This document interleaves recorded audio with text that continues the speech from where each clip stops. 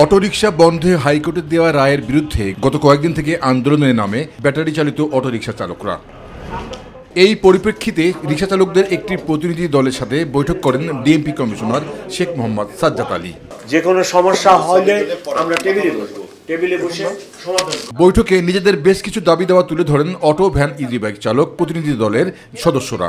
যেহেতু আমরা গরিব মানুষ, সিঁদুরে মেঘ দেখলে ভয় পাই, সেই ভয় থেকে শ্রমিকরা স্বতঃস্ফূর্তভাবে রাস্তায় নেমে এসেছে। আমরা মেন রোডে উঠবো না, কিন্তু আমাদেরকে মহল্লা তো আমাদেরকে শান্তি দেয় না। এ সময় থানায় কেউ মামলা না নিলে তার বিরুদ্ধে ব্যবস্থা নেওয়ার আশ্বাস দেন ডিএমপি কমিশনার।